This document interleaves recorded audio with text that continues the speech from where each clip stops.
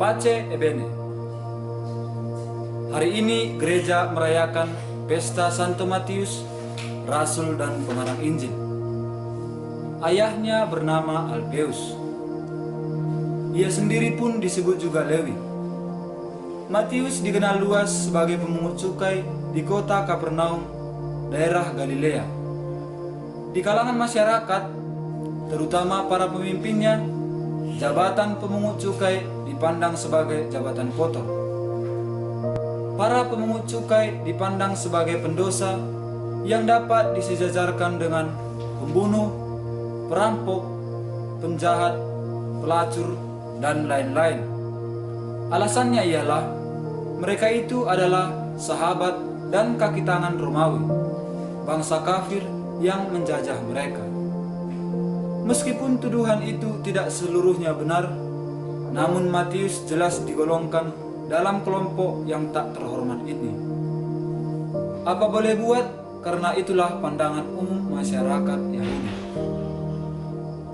Segera terlihat bahwa Matius masih berharga di mata Tuhan. Yesus memanggil dia, "Ikutlah aku." Panggilan ini menunjukkan bahwa bagi Yesus, Matius masih memiliki titik-titik kebaikan yang dapat diandalkan. Peristiwa panggilan Matius sempat mencengangkan banyak orang.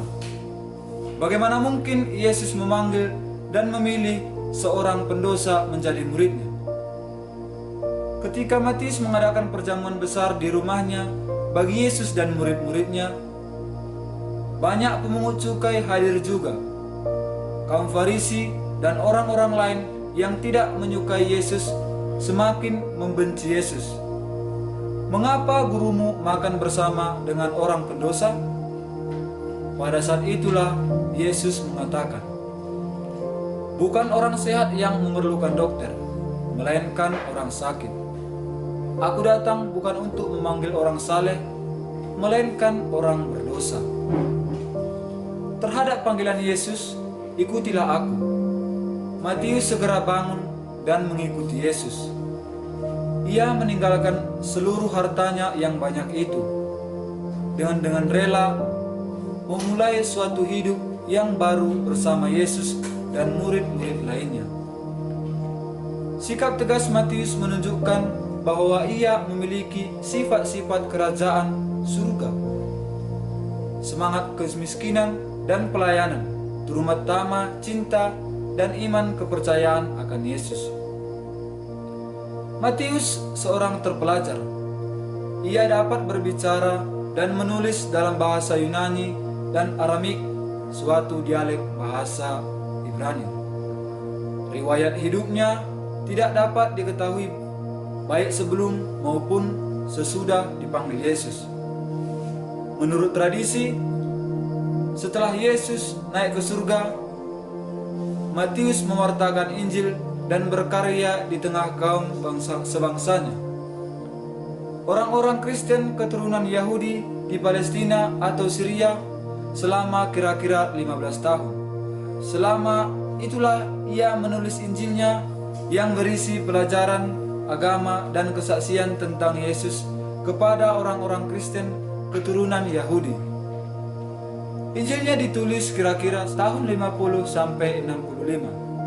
Dalam Injilnya, Matius menegaskan bahwa Yesus dari Nazaret itu adalah benar-benar Mesias yang dijanjikan Allah dan dinubuatkan para nabi dalam masa perjanjian lama.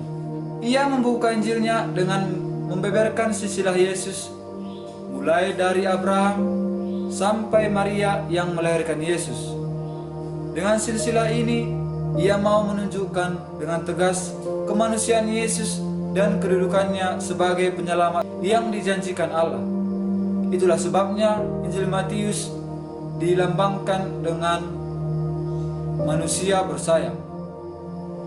Setelah menuliskan Injilnya, Matius pergi ke arah timur, ke arah Makedonia, Mesir, Ethiopia, dan Persia. Konon ia mati sebagai martir di Persia karena mewartakan Injil tentang Yesus Kristus.